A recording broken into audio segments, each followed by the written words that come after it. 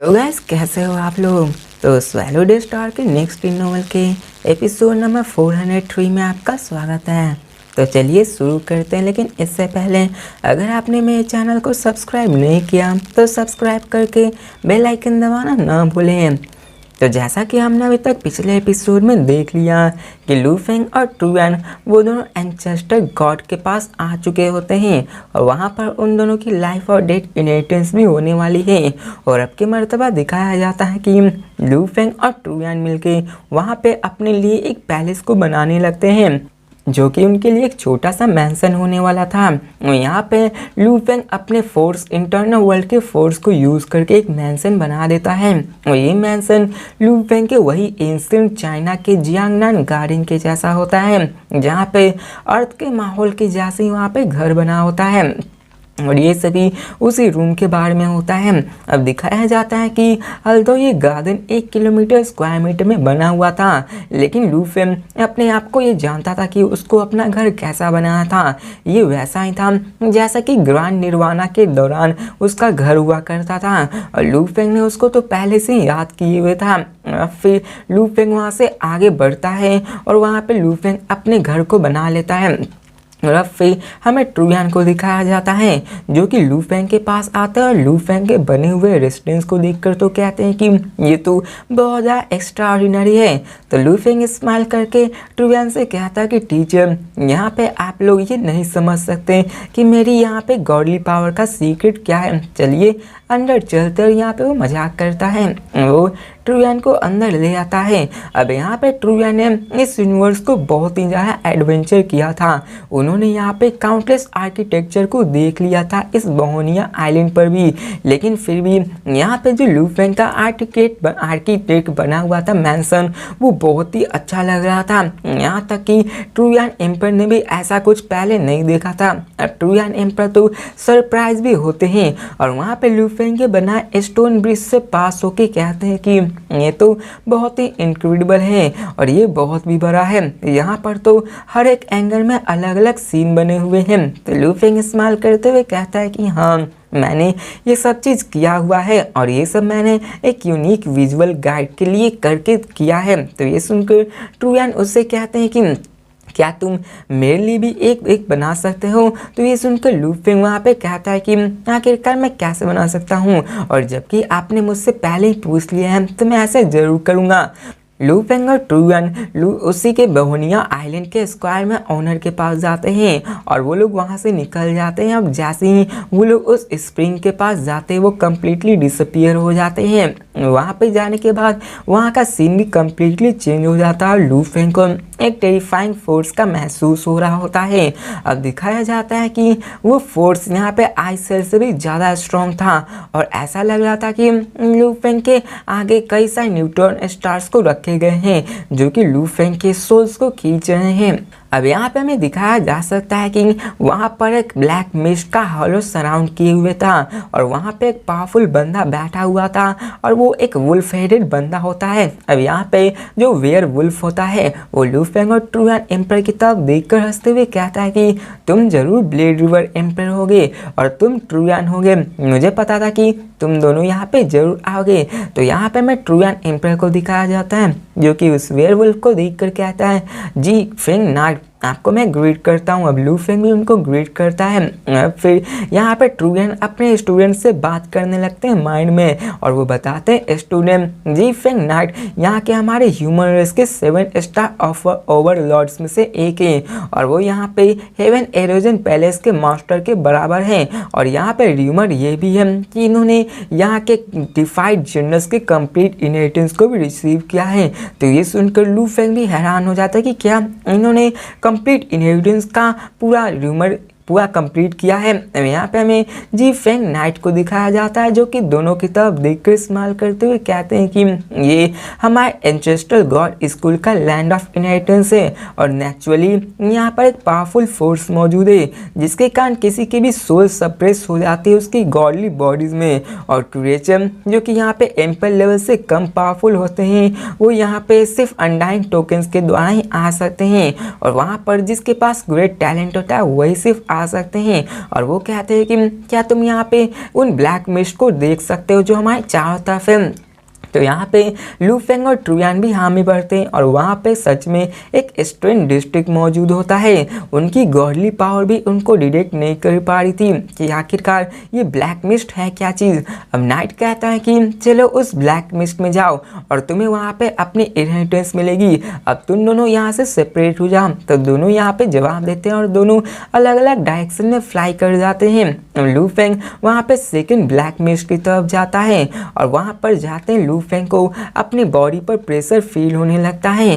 और लू फेंग की जो बॉडी होती है और विल होती है वो यहाँ तक कि यूनिवर्स नाइट से भी ज़्यादा स्ट्रॉन्ग थी, लेकिन फिर भी उसको रेसिस्ट लू फेंग नहीं कर पा रहा होता है। वो अभी वहाँ पे खड़ा ही होता है और दिखाया जाता है कि वहाँ पे वर्ल्ड पावर बर्स्ट आउट होने लगती है और वहाँ पर एक लॉ इनकार्विंग्स बनने लगती है जो कि स्पेस ऑन गोल की होती है और लू फेंग को अपने ऊपर से कंट्रोल भी हटने लगता है। अब दिखाया जाता है कि उस गोल एंड लॉ के काम लू फेंग उसको थोड़ा थोड़ा समझ सकता था और वहाँ पे उसको चाहे तो कम्प्लीटली भी समझ सकता था और वहाँ पे ऐसे ही करके ढेर सारे इनकार्विंग्स बने हुए होते हैं जो कि उस लॉ को बहुत ही ब्यूटीफुल दिखा रहे होते हैं। अब दिखाया जाता है कि लू फेंग वहीं पे नहीं रुकना चाहता था और वहाँ पे एक मिस्टिकल फोर्स लू फेंग को ऐसा लगता है कि उसको निकला हुआ है। अब लू फेंग अपने माइंड में आ जाता है और यहाँ पे लू फेंग समझ लो तो एक इल्यूजन में जा चुका होता है और वहाँ पे वो लू फेंग के अंदर ही वो सारे लॉ जा रहे होते हैं और अब फिर लू फेंग जैसे ही अपने माइंड में वापस आता है वो भी हैरान हो जाता है क्योंकि जो लू फेंग के अंदर जो वो पावर गई होती है वो बहुत ज़्यादा टेरिफाइंग होती है। यहाँ तक कि लू फेंग के भी पसीने आने लगते हैं और वो याद करता है कैसे वो इतनी आसानी से मैनिपुलेट हो गया था। यहाँ पे लू फेंग कहता है ये तो इनक्रेडिबल है, मेरी विल इतनी ज़्यादा स्ट्रांग है, मेरे पास टावर पेयर भी है जो कि मेरे सोल को प्रोटेक्ट करती है, यहाँ तक कि यूनिवर्स मास्टर भी मेरे माइंड को नहीं कंट्रोल कर सकते, लेकिन ये मिस्टीरियस फोर्स ये तो मुझे आराम से कंट्रोल कर पा रही थी। और लू फेंग यहाँ पे ये रियलाइज़ करता है कि आखिर एंसेस्ट्रल गॉड स्कूल कितना ही ज़्यादा पावरफुल है। यहाँ पे ऐसे लू फेंग सोचने लगता है और कहता है कि हाँ ये सही है, ये तो लैंड ऑफ इनहेरिटेंस है। यहाँ तक कि जो भी पावरफुल नाइट से यूनिवर्स नाइट जैसे कि जील वो फेंग वो भी यहाँ पे नई कंप्लीट इनहेरिटेंस को नहीं रिक्वायर कर पाए थे, वो भी यहाँ पे मैनिपुलेट कर दिए गए थे। और ये मिस्टीरियस फोर्स तो बहुत ज़्यादा एग्रेसिव है जो कि यहाँ पे किसी को भी चांस नहीं देता कि वो रेसिस्ट कर पाए। और यहाँ पे लू फेंग सोचने लगता है कि आखिर ये पावरफुल फोर्सेस आई कहाँ से हैं और लू फेंग इन सब के बारे में सोचने लगता है। लेकिन तभी लू फेंग के माइंड में एक आवाज़ आती है जो उसको बोलती है थर्ड लेवल। और यहाँ पे लू फेंग रियलाइज करता है कि थर्ड लेवल इसका मतलब यही है कि लू फेंग हेलुसिनेशन में चला गया था और वो अपने बिजार ड्रीमलैंड में आ चुका था।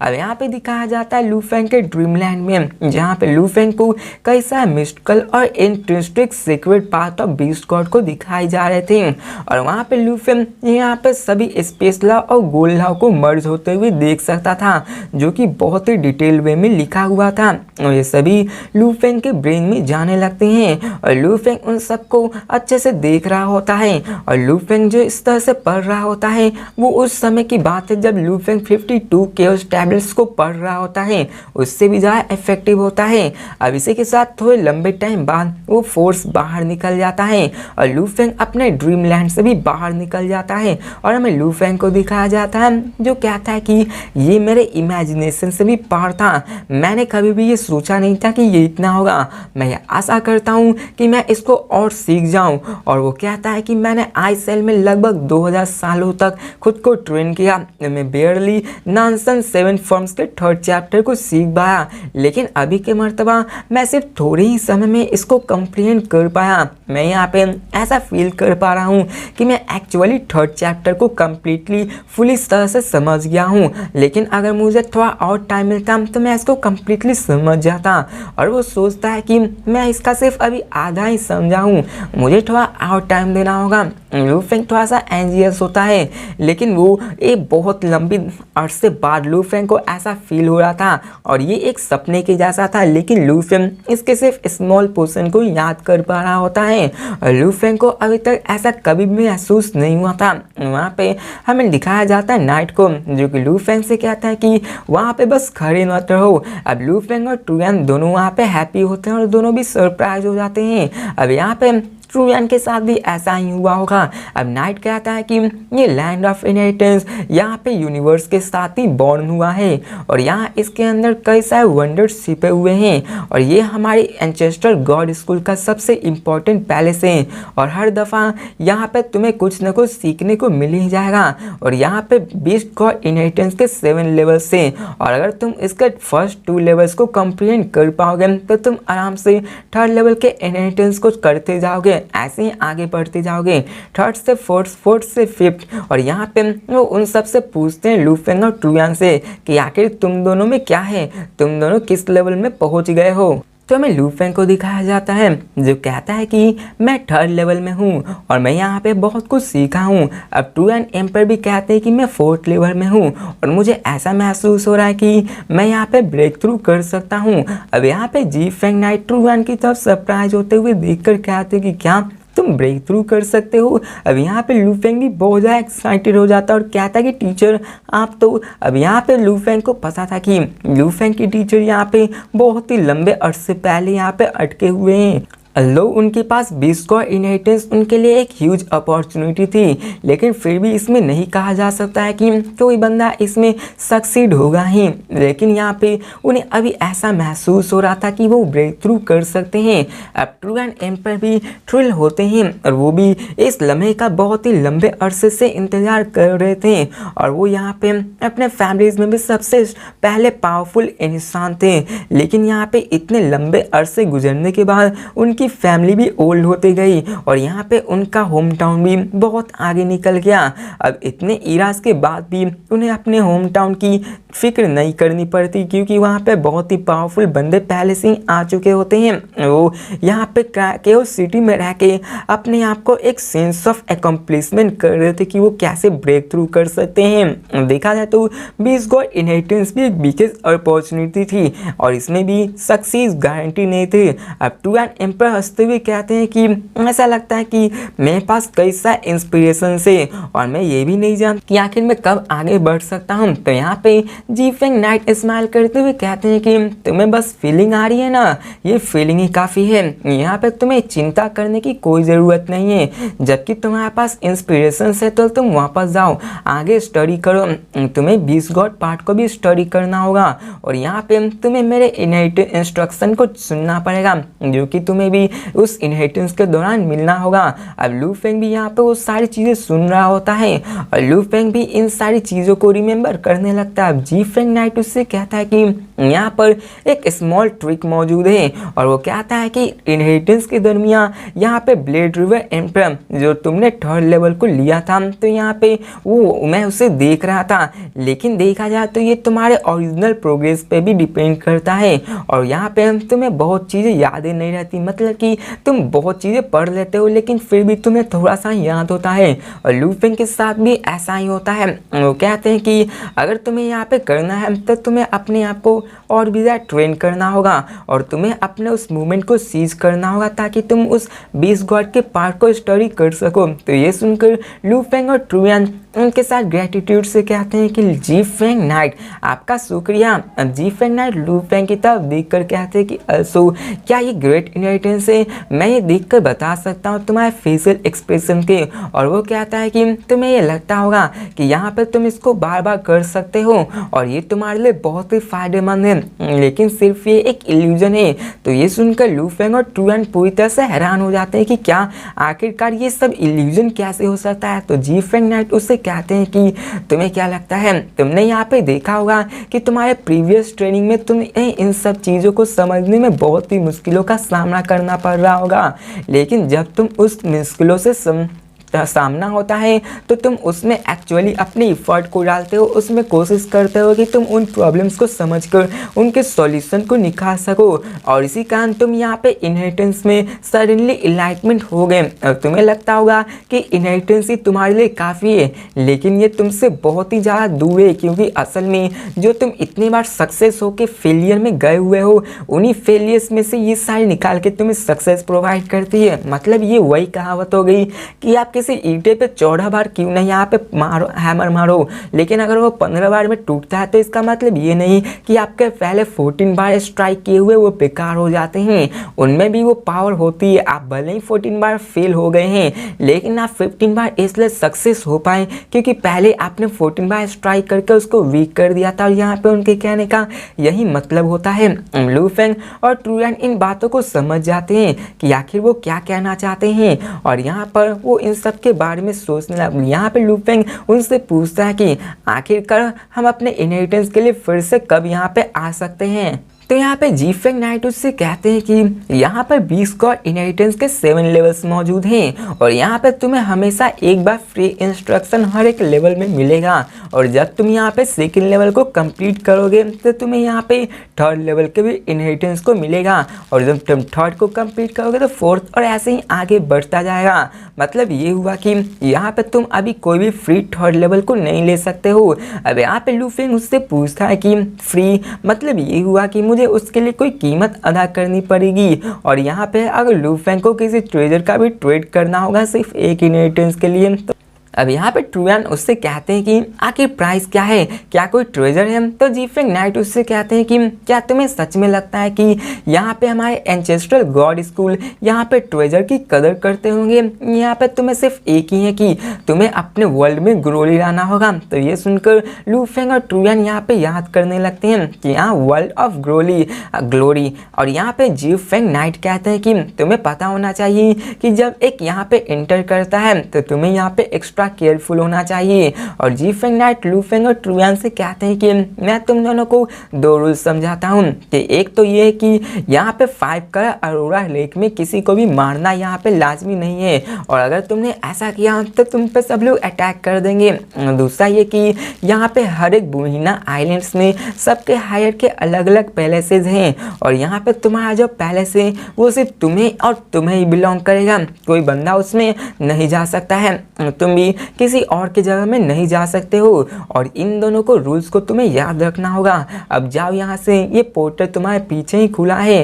अब लू फेंग और ट्रुयान वहाँ से बो करते हैं और वहाँ से चले जाते, टेलीपोर्ट होके निकल जाते हैं। फिर हमें जी फेंग नाइट को दिखाया जाता है जो कि उन दोनों के जाने के बाद कहता है कि ब्लेड रिवर एम्पर, क्या ये सिर्फ sector Lord level blade river emperor है?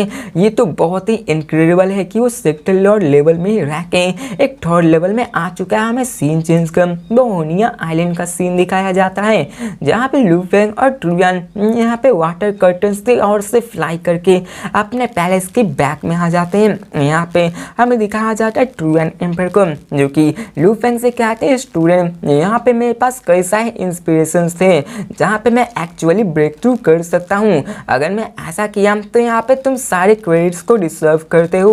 तो लू फेंग आंसर कहते हुए कहता है कि यहाँ पे ये टोकन्स कोई मायने नहीं रखता था, यहाँ पर तो आपके hundreds of millions of years की ट्रेनिंग यहाँ पे काम आई है। तो ट्रुयान भी कहते हैं कि हम तुमने तो ये सही कहा, लेकिन यहाँ पे तुम मेरे स्टूडेंट होने के बावजूद भी मैंने यहाँ तुमसे बहुत कुछ पाया है, और मुझे अभी भी तुम्हें कंपनसेट करना है, और यहाँ पे तुम्हें भी आगे बढ़ना है। और वो कहता है मैं गेस कर रहा हूँ कि मुझे लगता है यहाँ पे 1 साल या फिर 10,000 साल और भी स्पेंड करने पड़ सकते हैं एक यूनिवर्स नाइट बनने के लिए, लेकिन यहाँ पे मैं ये बिलीव करता हूँ कि मैं 10,000 सालों बाद भी यहाँ पे चांस नहीं लूज करूँगा। तो लू फेंग उनको इनकरेज करते हुए कहता है कि टीचर आप जरूर सक्सीड होंगे। अब ट्रुयान एम्पर भी कहते हैं कि हाँ, मैं आशा करता हूँ कि जो तुमने कहा है वो सच हो जाए। मैं यहाँ पे हो सकता है कि लंबे अरसे तक तुम्हें दिखाई ना दूँ, और यहाँ पे तुम मेरे पास मत आना तब तक कि जब तक कोई काम अर्जेंट ना हो। तो लू फेंग भी कहता है मैं ठीक है, मैं समझ गया। वो जानता था कि यहाँ पे वो टीचर को बिना किसी क्रूशियल या फिर अर्जेंट मैटर में रहते हुए उन्हें डिस्टर्ब नहीं कर सकता है। लू फेंग यहाँ पे अब ट्रुयान लू फेंग से कहते हैं मैं आशा करता हूँ कि कि जब अगली बार मैं तुमसे मिलूंगा तो मैं उस वक्त एक यूनिवर्स नाइट बन सकूं। तो यहाँ पे लू फेंग भी थोड़ा सा एक्साइटेड होता है, वो कहता है कि मैं भी ये आशा करता हूँ। इसके बाद ट्रूआन अपने गार्डन में जाकर वहाँ पे अपने दरवाजे को बंद कर लेते हैं। अब लू फेंग रिबल के बगल में होता है, स्माइल करते हुए कहता है फाइनली मेरे पास टीचर के पास वो मूवमेंट है, मुझे भी अपने वर्क हार्ड करना होगा और मुझे भी अपने ट्रेनिंग को बढ़ाना होगा। और लू फेंग भी अपने पैलेस में आ जाता है और वहाँ पर अपने पैरों को क्रॉस करके बैठकर प्रैक्टिस करना शुरू कर देता है। हमें सीन चेंज कर आधे साल बाद का सीन दिखाया जाता है। यहाँ पे लू फेंग फाइनली अपनी आंखों को खोलता है और कहता है कि जी फेंग नाइट सही कह रहे थे, यहाँ पे मैंने आधे साल में बहुत ज़्यादा एडवांस कर लिया है। although ये उतना इफेक्टिव नहीं है जितना कि इनहेरिटेंस के दौरान मिला था, लेकिन ये आई सेल से बहुत ज़्यादा बेहतर है। मैं यहाँ पे आराम से उसको नॉर्मल स्पीड से समझ सकता हूँ, इसमें जल्दबाजी करने की कोई भी ज़रूरत नहीं है। यहाँ पे दिखाया जाता है कि लू फेंग खड़ा होता है और बाहर की तरफ जाकर चारों तरफ देखने लगता है और वो देखता है कि टीचर का दरवाज़ा अभी भी बंद है। वो वहाँ पे कुछ और फिगर्स को देख पा रहा होता है। और लू फेंग कहता है कि आखिर मुझे कहाँ जाना चाहिए, ये world of glory, land of inheritance या लैंड ऑफ ट्रेजर या लैंड ऑफ सीक्रेट रीजन में। और वो कहता है कि मैं अभी तो सीक्रेट रीजन में नहीं जा सकता हूँ, नहीं तो मैं मारा जाऊँगा और यहाँ पे कोई भी ऐसा पॉइंट नहीं है कि मुझे लैंड ऑफ इनहेरिटेंस में जाना पड़े, लेकिन मुझे लगता है कि मुझे अभी लैंड ऑफ ट्रेजर्स में जाना होगा। और लू फेंग यहाँ पे कुछ ग्रेट एक्सेप्ट कर रहा होता है कि उसे लैंड ऑफ ट्रेजर्स में यहाँ पे कुछ न कुछ तो मिलेंगे ही। और जैसे कि उस लैंड ऑफ ट्रेजर को एक बीस्ट गॉड का गार्ड कर रहा है, तो वहाँ पे कई सारे ट्रेजर्स मौजूद होंगे जो कि बीस्ट गॉड्स के होंगे और कुछ तो यहाँ पे उसके बराबर ही होंगे। और लू फेंग कहता है कि यहाँ पे एक ट्रेजर को ऑब्टेन करना बहुत ही ज़्यादा मुश्किल होता है और वो 7 ब्लेड एम्पर जो कि गोल्डन पूट को यूज़ करता है उसके बारे में सोचने लगता है और कहता है कि क्या ये वहाँ भी हो सकता है, और कहता है कि जो भी हो मुझे वहाँ पर जाकर देखना चाहिए। लू फेंग वहाँ पे आगे बढ़ता है और वो एक फिगर के सामने लैंड करता है। अब वो फिगर 10 फीट लंबा होता है और वो ग्रीन बार्क को पहने हुए था। अब यहाँ पे हमें लू फेंग को दिखाया जाता है और उस बंदे को देख कर कहता है कि ये तो ऑटोमन रेस का बंदा है। अब वो powerful Ottoman race Lu Feng की तरफ देखते हुए कहता है ह्यूमन। अब यहाँ पे वो स्माइल करता है और कहता है कि मेरे पास 91,293 ह्यूमन एम्पर्स के बारे में इंफॉर्मेशन है और वो सभी यहाँ के फेमस अनडाइंग बीइंग्स हैं। नॉर्मली देखा जाए तो वेल नोन एम्पर्स के पास ही टोकन्स आ सकता है, लेकिन स्ट्रेंजली कि मैं यहाँ पे तुम्हारी इंफॉर्मेशन को नहीं ढूंढ पा रहा हूँ। और बात रही यहाँ पे जो इंफॉर्मेशन ब्लेड रिवर एम्पी है हेटाई एम्पर की, तो यहाँ पे ब्लेड रिवर एम्पर और हेंटाई एम्पर में यहाँ पे फाइट हुई थी और यहाँ पे पास 10,000 ईराज में यहाँ पे कुछ ही बैटल्स हुए थे और ब्लेड रिवर एम्पर के पास एक्स्ट्राऑर्डिनरी टैलेंट है और यहाँ पे तुम्हारे पास भी टैलेंट है। तो यहाँ पे तुम मुझे करेक्ट करो अगर मैं यहाँ पे गलत हुआ कि तुम ही ब्लेड रिवर एम्पर हो। तो यहाँ पे लू फेंग को दिखाया जाता है जो उसकी तरफ देख कर कहता है कि आखिरकार यहाँ का ट्रेजर कितना इनक्रेडिबल होगा। और यहाँ पे वो कहता है कि तुम तो सिर्फ एक सेक्टर लॉर्ड के बंदे हो। अब लू फेंग उस ऑटोमन रेस के बंदे की तरफ देखने लगता है और उसने कभी भी एक्सपेक्ट नहीं किया था कि यहाँ पे बारबेरियन रेस का बंदा से भी ज़्यादा ये एक्यूरेट हो सकता है। और यहाँ पे लू फेंग को सबसे ज़्यादा हैरान तो ये कर रहा था कि यहाँ पे bug race, demon race, Ottoman race के बंदे भी यहाँ पे रह रहे थे और उनके पास भी ह्यूमंस की डिटेल इंफॉर्मेशन मौजूद थी जो कि हो सकता है कि ह्यूमंस के लिए खतरनाक भी है क्योंकि वो बाहर जाके उन ह्यूमंस को मरवा भी सकते हैं। यहाँ पे वो powerful Ottoman race Lu Feng की तरफ देखकर कहता है कि मैं जानता हूँ कि तुम ब्लेड रिवर एम्पर हो, लेकिन फिर भी तुम बात नहीं कर रहे हो। अब यहाँ पे वो ह्यूमन को मार देना चाहता था क्योंकि उसे भी पता था कि इस बंदे पे बहुत ज़्यादा हेवली रिवॉर्ड रखा हुआ है, लेकिन यहाँ पे वो मार नहीं सकता क्योंकि अभी वो एंसेस्ट्रल गॉड में मौजूद है। अब लू फेंग कहता है कि यहाँ पे तुम कर तो सकते हो सिर्फ मेरी आइडेंटिटी को गेस, लेकिन मैंने यहाँ पे तुम्हें ऑलरेडी फिगर आउट कर दिया है कि तुम जीजे एम्पर हो और मेरी आइडेंटिटी के बारे में तुम सिर्फ गेस नहीं कर सकते हो। अब लू फेंग उस स्प्रिंग में आगे जाता है, वहाँ से गायब हो जाता है। अब यहाँ पे जीजे एम्पर को दिखाया जाता है जो कि ऐसे ही खड़ा होता है और कहता है इंटरेस्टिंग। तो उसने आपको अपने आप को एडमिट नहीं किया है, लगता है कि ब्लेड रिवर के पास कुछ अच्छा टेम्पर नहीं है। आफ्टर ऑल वो एक गिफ्टेड है तो ये गुस्सा कर ही सकता है। अब यहाँ पे हमें दिखाया जाता है कि ब्लेड रिवर एम्पर का फेम बहुत ज़्यादा तक बढ़ चुका था। इस यूनिवर्स में हर कोई ब्लेड रिवर एम्पर जो कि ह्यूमन रेस का बंदा है, जो कि सेक्टर लॉर्ड के पीक में रह के वहाँ पे एम्प्रेस के पीक को मार सकता है। ये सभी के न्यूज़ में फैल गया था और यहाँ पे इनविंसिबल एम्प्रेस भी उनके सामने जेलस करते थे और लू फेंग का यहाँ पे वो मारने का प्लान बना रहे होते हैं। अब जूजे एम्पर कहता है कि ये अभी लैंड ऑफ ट्रेजर में गया है और वो कहता है कि वो जगह था हायर से भरा हुआ है और वो वहाँ पर ज़्यादा लंबे तक नहीं रह पाएगा और वहाँ पे जरूर कोई ना कोई ऐसा जरूर होगा जो कि उस बंदे के ट्रू आइडेंटिटी को डिस्कवर कर लेगा और वो यहाँ पे बस स्माइल ही कर रहा होता है। अल्दो देखा जाए तो लू फेंग ने अपनी ट्रू आइडेंटिटी को यहाँ पे कंसील नहीं किया होता है, लेकिन जूजे एम्पर इंटेलिजेंट लाइफ फॉर्म में से एक था जो कि आराम से उन सब के कैपेबिलिटीज को समझ सकता था। और फिर हमें दिखाया जाता है कि लू फेंग उसके अंदर चला जा चुका था। वहाँ पे टेलीपोर्टेशन फिनिश हो जाती है। लू फेंग एक पीक ऑफ माउंटेन पे अपीयर हो जाता है। वहाँ पे वो सामने कई सारे थाउजेंड ऑफ हिल्स को भी देख सकता था जिसका कोई अंत नहीं था और वहाँ पे कई सारे बड़े बड़े माउंटेन्स भी थे जो कि मिलियंस ऑफ किलोमीटर में फैले हुए थे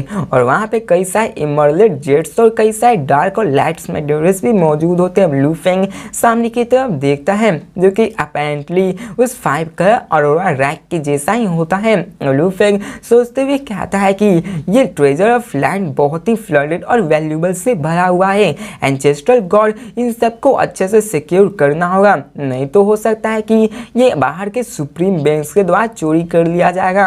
अब लू फेंग आगे बढ़ने लगता है उस माउंटेन्स में। वो यहाँ पे कई सारे क्रिएचर्स को भी देख सकता है जो कि दूसरे रेसेस के थे, जिनमें कई सारे स्पेशल क्रिएचर्स थे। कुछ तो बहुत ही बड़े थे, कुछ तो डेमन रेस के थे, कुछ तो प्लांट लाइफ फॉर्म के थे। अब लू फेंग यहाँ पे सोचते हुए आगे बढ़ रहा था कि ये तो बहुत ही इंटरेस्टिंग है। ये ऐसा ही है कि यहाँ पे क्रिएचर का एग्जीबिशन लगा हुआ है और मैं यहाँ पे कई सारे आउटर डोमेन बैटलफील्ड के रेसेस से भी ज़्यादा देख पा रहा हूँ। लू फेंग ने ये पहली दफ़ा था कि वो इतने रेसेस को देख पा रहा था। अब वो आगे बढ़ता है, वो कहता है कि आखिरकार ट्रेलर कहाँ से हो सकता है, लेकिन तभी लू फेंग को वहाँ पे एक आवाज़ सुनाई देती है जो उसको कहती है ब्रदर ह्यूमन। अब लू फेंग पीछे मुड़कर देखता है, उसकी तरफ जाने लगता है। वो एक ट्रांसपेरेंट हैंडसम फेस का होता है जिसके ऊपर ग्रीन आर्मर चढ़ा हुआ था। अब लू फेंग भी उसको देखकर पहचान जाता है और कहता है ब्लडर डिस्क मिस्ट क्लैन, ये डार्क मिस्ट ये बिलोंग करता था होंग एलायंस को। वो हैंडसम बंदा जो कि डार्क मिस्ट क्लैन का होता है वो कहता है कि मैं 1000 रेन हूँ। तो यहाँ पे लू फेंग कहता है कि मेरा नाम हुआ है। यहाँ पे लू फेंग ने अपने नाम को बदल लिया होता ताकि किसी को उसके आइडेंटिटी के बारे में ना पता चले। अब 1000 रेन पूछता है कि मैंने तुम्हें कभी भी यहाँ पर नहीं देखा है, तो क्या तुम अभी यहाँ पे आए हो? तो लू फेंग भी चारों तरफ देख कर कहता है कि इंडीड ये मेरा लैंड ऑफ ट्रेजर में पहली दफ़ा है। मैं यहाँ पे एंसेस्ट्रल गॉड में पहली दफ़ा ही आया हूँ और यहाँ पे मैं ये देख कर पहचान सकता हूँ कि यहाँ का नज़ारा बहुत ही खूबसूरत है। तो 1000 रेन लू फेंग से देख कर हंसते हुए कहता है कि तुम अभी तक कोई भी ट्रेजर को नहीं ढूंढ पाए हो। तो लू फेंग यहाँ पे उसको देख कर हंसते हुए कहता है कि आखिर मसला क्या है, इसमें इतना फनी होने की क्या बात है? तो 1000 रेन उस तरफ पॉइंट करके बोलता है कि यहाँ पर तो हर एक जगह ही ट्रेजर मौजूद है। यहाँ पे देख रहे हो, यहाँ पे हर एक माउंटेन हर एक लेक में ट्रेजर मौजूद है। तो ये सुनकर तो लू फेंग भी हैरान हो जाते कि क्या ये ट्रेजर हर जगह मौजूद है। अब लू फेंग वहाँ पे tens of thousand of mountains और लेक्स को देख पा रहा था और वो कहता कि आखिर यहाँ पे कितने ट्रेजर्स हो सकते हैं। तो यहाँ पे 1000 रेन वहाँ पे पॉइंट करते हुए बताता है। तो गाइस जैसे के साथ ये वीडियो भी खत्म होती है,